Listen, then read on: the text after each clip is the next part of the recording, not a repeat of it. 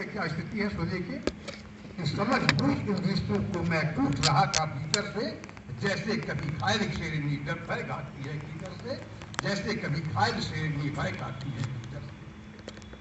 तो चार पंक्ति लूं कि यूं ही हर पल बीत रहा था, सत्य झूठ से पीट रहा था, असह वेदना के मसूर से तप्त धरा में सींच रहा था, असह वेदना के मसूर से तप्त धरा में सींच रहा था।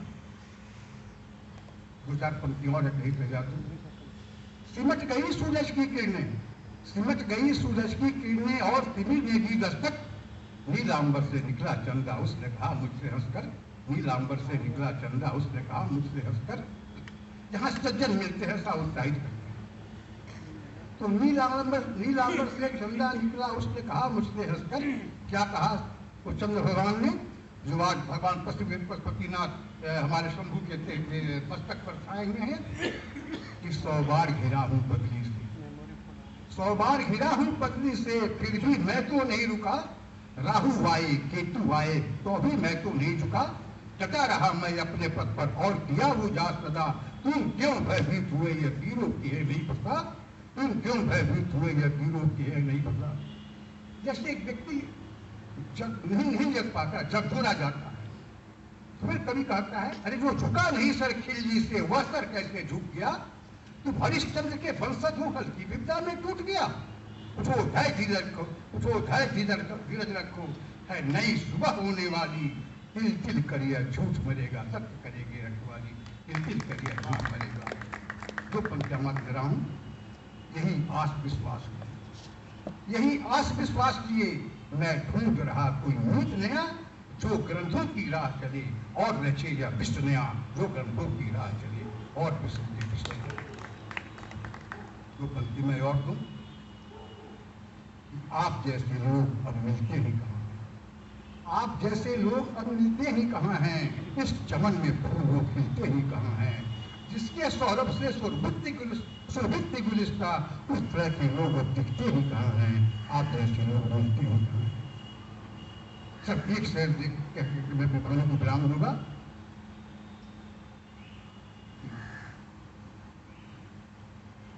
खुशबुए चंदन की, आप ध्यान देंगे, सार बता रहा हूं मैं वर्तमान विश्व की, खुशबुए चंदन की थी जुस्तजू मुझको तलाश, खुशबुए चंदन की थी जुस्तजू मुझको, न जाने सफूले ये कहां से आ गए, न जाने सफूले ये कहां से आ गए, जफ्त लगाया था छाव के लिए, न जाने का घोंसले के ऊपर बना दिए, न जाने का घोंसले के ऊपर बना दिए। इन शब्दों के साथ कभी गानों की विराम दूं, थोड़ी सी बात करनी जरूर है, लेकिन कभी आप समीक्षा करेंगे कि वर्तमान में जो हो रहा है, मैंने उसको आपके साथ रखा है, क्षमा करेंगे। बहुत बहुत धन्यवाद।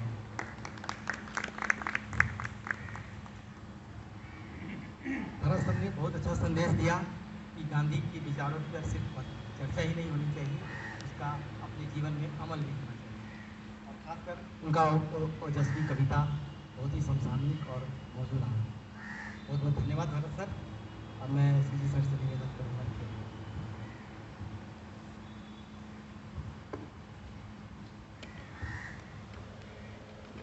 नमस्कार आप सबों का यहाँ आने के लिए, बड़ी खुशी हुई आप सबों को सुन के, और जो जो शाम ढलती चली गई, त्यों त्यों वक्ताओं के आवाज़ में और उनके विचारों में जो गहराई आती चली गई, ये वाकई काबिल तारीफ़ है। हमने सोची थी कि बहुत सारी चीज़ें सिर्फ फैक्चुअल होंगी, हमें काफ़ी सारे फैक्ट्स जानने को मिलेंगे, जो मिले भी, लेकिन उसके अलावे जो गांधी के जीवन को वाकई अपनाया गया, और लगा कि आप वाकई चारों लोग जो हमारे विशिष्ट अतिथि यहाँ आए हैं, वाकई वो गांधीयन हैं, हर सेंस में गांधीयन हैं। वो सिर्फ किसी गोष्ठी के लिए यहाँ नहीं आए हैं, बल्कि वो उस जीवन को जी रहे हैं और काफ़ी कुछ सीख रहे हैं।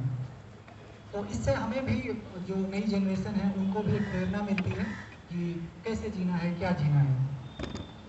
ऐसे तो विषय हम लोगों ने कुछ पेंडेमिक की रखी थी, बावजूद उसके पेंडेमिक को संदर्भ में रखते हुए आपने बहुत अच्छे अच्छे विचार दिए। मैं थोड़ी बहुत चीज़ें ही बोलना चाहूँगा।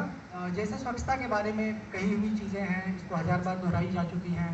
हम लोग भी अपने दफ्तरों में स्वच्छता पखवाड़ा मनाते हैं, या भारत सरकार भी और कई सरकारें मुझे लगता है करती हैं इस तरह की चीज़ें। स्वच्छता अभियान मनाती है।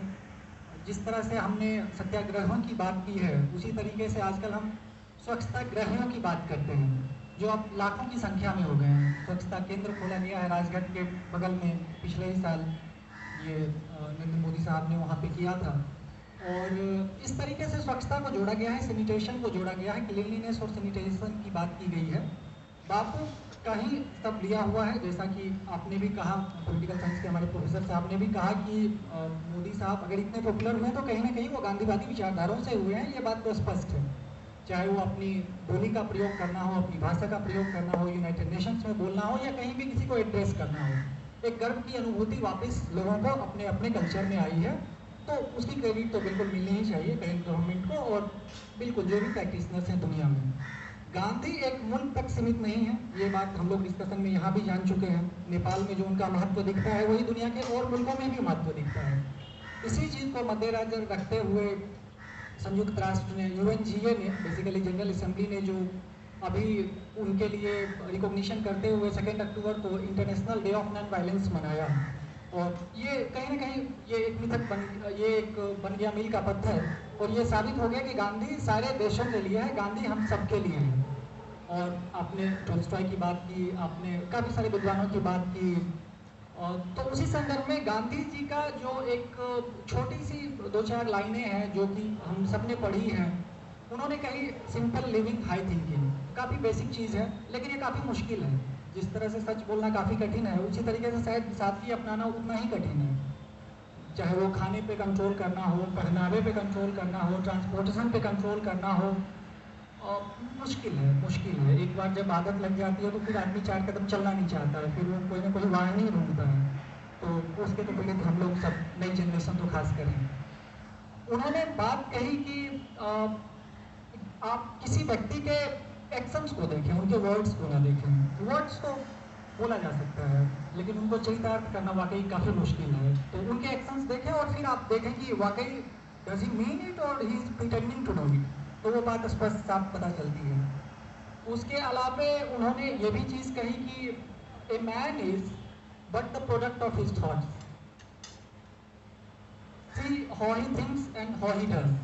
तो बेसिकली जो आपके अंदर के थॉट हैं, विचार हैं, आप वही हैं, आप उससे कुछ अलग नहीं हैं। और वो कहीं ना कहीं परिलक्षित होगी आपके पहनावे में, आपके चलने में, आपके बोलने में, आपके हर चीज़ को करने में। और गांधी जी ने कई चीज़ें करी, जिसमें स्वच्छता की बात हम कर चुके हैं। सर्वोदय का काफ़ी बड़ा उनका योगदान रहा। तो सर्वोदय, जैसा कि हम सबसे ही जानते हैं, ग्रोथ फॉर ऑल की बात करते हैं। उनके जंतर को हम सब जानते हैं कि उस वीकेस्ट आदमी का कल्पना करो और फिर सोचो कि जो कदम तुम उठाने जा रहे हो क्या उसके लिए सिग्निफिकेंट है, उसके जीवन पे क्या वो कोई प्रभाव डालेगा। तो आपके मन में अगर कोई संदेह हो तो अपने आप दूर होने लगेगा। कमोबेश ऐसी ही बात की गई है। उसके बाद सर्वोदय के अंदर उन्होंने 2-3 सिद्धांतों की बात करी। एक सिद्धांत उन्होंने कही, जब आप अपना भला चाहते हैं तो आपको कम्युनिटी का भला करना चाहिए। तो बेसिकली जो कम्युनिटी का भला होगा, आपका अपने आप वो भला हो ही जाएगा। आप कम्युनिटी से अलग नहीं होंगे, मास से अलग नहीं होंगे।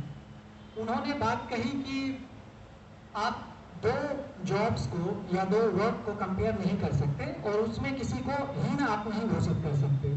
एक लॉयर का जो जॉब है और एक बार्बर का जो जॉब है, वो अपने आप में सिग्निफिकेंट है और इम्पोर्टेंट है, वो कंपेरेबल नहीं है। इसलिए जो हम कई बार मंडेन चीज़ें घोषित कर देते हैं, कई बार सफाई कर्मचारियों के साथ मिसबिहेव करते हैं, या आमतौर पे हमारा एक नज़रिया ऐसा हो गया है कि कोई अगर व्हाइट कॉलर जॉब वाला है तो वो बहुत सिग्निफिकेंट है सोसाइटी के लिए। बिल्कुल ऐसी बात नहीं है। ब्लू कॉलर जॉब हो या किसी भी ढंग का जॉब करने वाला हो, उसका योगदान उतना ही है, और कहीं तो बहुत ज़्यादा है। क्योंकि जो सो कॉल्ड अच्छे जॉब्स हैं मार्केट में, वो तो कर ही लेगा, कोई भी बंदा कर सकता है। लेकिन जो सो कॉल्ड मीनियल जॉब्स जो हैं, चाहे वो क्लीनिनेस का जॉब हो या कुछ इस तरह के छोटे छोटे सेवा भाव का जॉब हो, वो सबके बूते की बात नहीं है। चाहे आप उस पर कितना भी अपना संसाधन लुटा दें, आप उस पर कितना भी प्रेरणा दे दें। एक आखिरी जो इसमें सिद्धांत सर्वोदय में था, वो था कि अगर आप you are the tiller of the soil, या आप एक लेबर हैं, आप मिट्टी हटाते हैं या कुछ ऐसी चीज़ करते हैं, और आप और भी कुछ करते हैं, आप क्राफ्ट्स वगैरह बनाते हैं, तो आपका लाइफ बहुत प्राइड वाला है। तो बेसिकली उसको भी कहा गया कि आप अपने लाइफ को उतने ही प्राइड के साथ लें। आपकी ज़िंदगी की अहमियत उतनी ही है जितनी कि किसी और की हो सकती है। शहंशाह होना सबका मुकद्दर भी नहीं है और सबकी ज़रूरत भी नहीं है। शहंशाह आए, शहंशाह चले गए, आखिर में आम आदमी ही रह गया। बापू भी शायद इसलिए हमारे बीच हैं और हमेशा रह जाएंगे कि बापू ने सब चीज़ें छोड़ के हमारे बीच रहना पसंद किया और एक आम आदमी वाली ही धारणा उनकी बन गई। तो जिन्होंने ठुकराए हैं उनको भी उतना ही याद किया जाता है और कई बार तो शायद ज़्यादा ही याद किया जाता है, बशर्ते उन लोगों के कंपेरिजन में जिन्होंने अपनाया है। तो गांधीयन थॉट्स की क्या बात की जाए, पेंडेमिक में जैसे हमने देखा कि फिर से गवर्नमेंट हो या WHO हो या किसी भी तरह के ऑर्गेनाइजेशन हो, इंडिविजुअल हो, हाउस होल्ड्स हो, सोसाइटीज हो, सब वापस हैंड सैनिटाइज करें, हैंड वॉश करें, 20 सेकेंड्स करें, 10 टाइम्स करें। बेसिक चीज़ें जो शायद हम आप नहीं करते थे या भूल गए थे। कान में उंगली ना डालें, आँख में उंगली ना डालें, मुंह में उंगली ना डालें, बहुत बेसिक बेसिक चीज़ें जो शायद हम जैसे पीढ़ी को ये बताने की भी ज़रूरत है, क्योंकि ये अपब्रिंगिंग का पार्ट नहीं रहा है कई दफ़े, ये भी हो सकता है। हाइजीन, बेसिक हाइजीन की बात फिर से दोहराई गई कि आप गंदगी से दूर रहें, फिल्थ से दूर रहें, सैनिटेशन की तरफ वापस लाएं। कारण यह है कि आपको ना सिर्फ फिजिकली हेल्दी रखेगा बल्कि आपको मेंटली भी हेल्दी रखेगा और फिर सारे वो इम्यून सिस्टम वाली बात जो अग्रवाल साहब ने शुरू की वहीं से हो जाएगी। नेचुरोपैथी के काफ़ी बड़े वकालत करते थे गांधी जी, तो एलोपैथी के बहुत बड़े फैन वो भी नहीं थे। तो उनको कहीं ना कहीं यकीन था कि आप जो अपने ट्रेडिशनल सिस्टम ऑफ मेडिसिन वगैरह पे चलेंगे तो वो आपके लिए ज़्यादा अच्छा होगा। हालांकि गांधी बहुत मॉडर्न भी थे, तो ग्लोबल प्रैक्टिसेस को साफ इग्नोर नहीं कर देते थे, वो ग्लोबलाइजेशन की बात करते थे कि आप दुनिया के बेस्ट प्रैक्टिसेस को लाओ, आप अपने समाज में लाओ, लेकिन आप उसको अपने अनुरूप ढालो।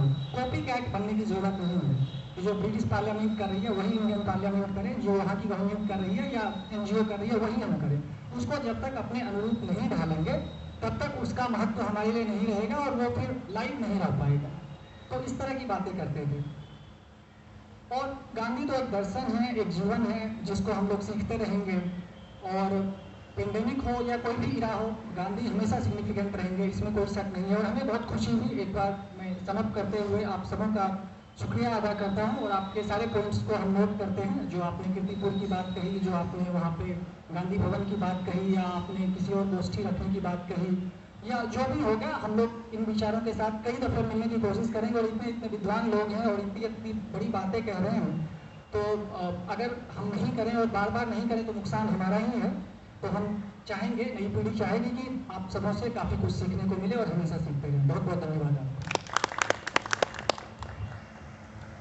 Thank you sir. अब हमारा कार्यक्रम समाप्ति की ओर है। कार्यक्रम की समाप्ति के अवसर पर मैं सर से अनुरोध करूंगा कि आप लोगों को छोटा सा टोकन ऑफ लव गिफ्ट के रूप में देकर सम्मानित करें।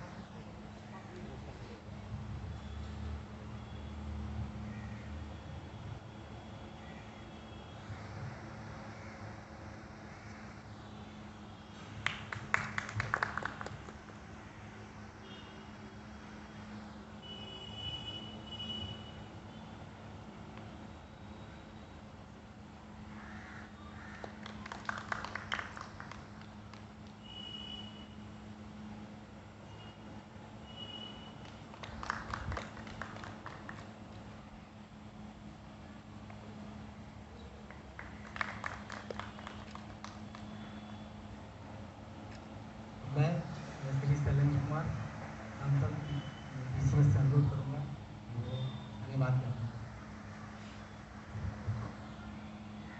नमस्कार जी सर, और हमारे विशिष्ट अतिथिगण भरत सर, देवेंद्र मिश्र जी, महेश अग्रवाल और हमारे चंद्रकिशोर झा जी, आप लोगों का इस प्रांगण में बहुत बहुत स्वागत तो पहले ही लोगों ने कर लिया है, लेकिन आप लोगों की जो हम लोगों ने वाणी सुनी और उससे मिलता जुलता जो सारी गांधी जी के बारे में, तो खैर हम लोग ज़िंदगी में शुरू से ही बचपन से ही सुनते आ रहे थे, लेकिन कुछ ज्ञान की बातें आज ऐसी हुई जो शायद मेरे लिए नहीं थी, लेकिन लग रहा था कि एकदम दिल से आ रहा है।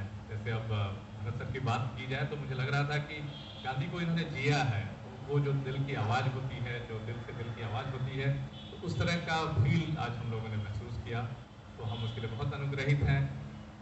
बचपन में जैसे मुझे याद है कि बहुत पहले जब शुरुआती दौर पे मेरे पिताजी ने एक बार एक छोटी सी बात कही थी गांधी जी के बारे में, जो मुझे बहुत अपील किया था। तो कह रहे थे कि देखो ऐसा है कि जैसे सर ने कहा कि कथनी और करनी में समानता होना, मतलब समान होना चाहिए, तो उन्होंने एक छोटा सा एग्जाम्पल दिया था। कहते थे कि गांधी जी के यहाँ कोई आश्रम में एक बच्चे को लेके गया, कहते हैं कि सर तो ये बहुत गुड़ खाता है, तो हमारे घर में जितना गुड़ का कंजम्पशन होता है सब गुड़ का कंजम्पशन यही छोटा बच्चा करता है। तो बोले ठीक है, इसको 15 दिन के बाद आप मेरे पास लेके आइएगा, फिर मैं इसके बारे में कुछ बताऊंगा।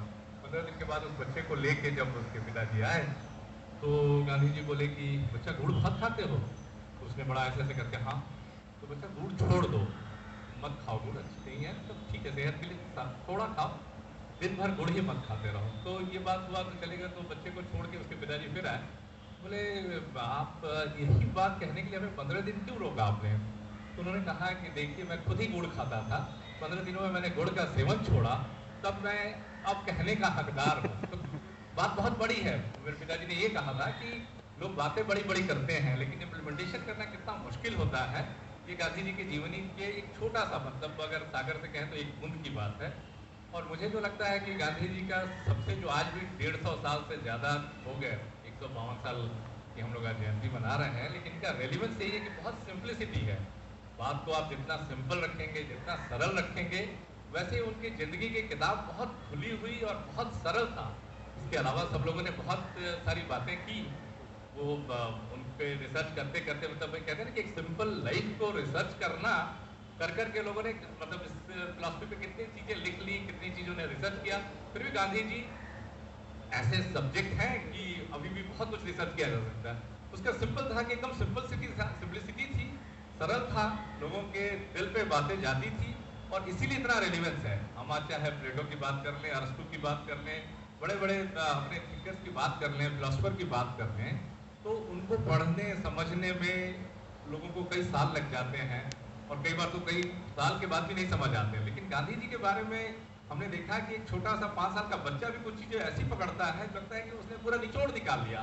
यानी कहता था कि बहुत सत्य, अहिंसा, ये सब जो छोटी छोटी चीज़ें थी जिसका कि बहुत ही दूरगामी परिणाम होता है कि अहिंसा कोई करता है तो कितना उसका बढ़िया रहता है और हिंसा करता है तो उसका क्या परिणाम होता है, झूठ, सच, ये सब जो बातें हैं कितना इसका रिलेवेंस है और बहुत ही तरीके से हो जाता है। तो मेरा ये कहना था कि गांधी जी के बारे में हम लोग जितनी भी बातें करें, लेकिन आज का जो हम लोगों का ये दोस्ती रहा करंट पैंडेमिक के रेलिवेंस में भी काफ़ी रेलिवेंट बातें हुई।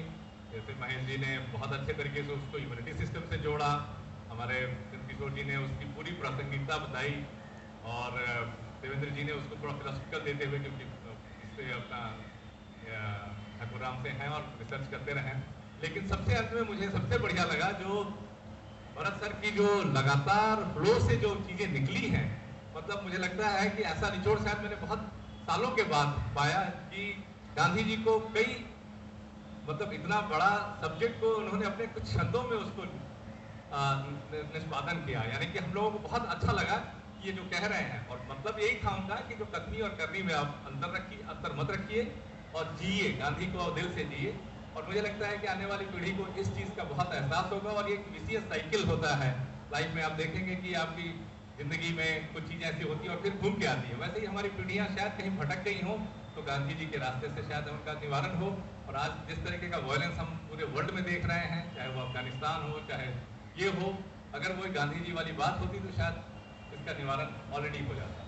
तो खैर ये सब तो बहुत बड़ी बड़ी बातें हम लोगों ने सब लोगों ने अच्छे से कर लिया। अब आप लोगों का बहुत बहुत अभिनंदन, आप लोग आए और मुझे लगता है कि शुरुआत नहीं है, हम लोग इस गोष्ठी को बढ़ाएंगे और गांधी जी का रेलेवेंस हमारे लिए बहुत ज़्यादा है। तो अभी कई गोष्ठियाँ हम लोगों की और होंगी। एक छोटा था ये बहुत अच्छा था। आप लोगों का आने का बहुत बहुत धन्यवाद। और हमारा प्रांगण अनुग्रहित है, महावाणी जी दूतावास आप लोगों का बहुत बहुत आभारी है। बहुत बहुत धन्यवाद। तो इस संदेश के साथ कि महात्मा गांधी के विचारों को हम लोग अपने जीवन में भी उतारेंगे। महात्मा गांधी हमेशा से प्रासंगिक रहे हैं और मुझे लगता है जब तक ये रिलेट रहेगा, घटती रहेगी, जब तक मानव जाति रहेगी, महात्मा गांधी प्रासंगिक रहेंगे। और इस उम्मीद के साथ कि हम लोग फिर मिलते रहेंगे।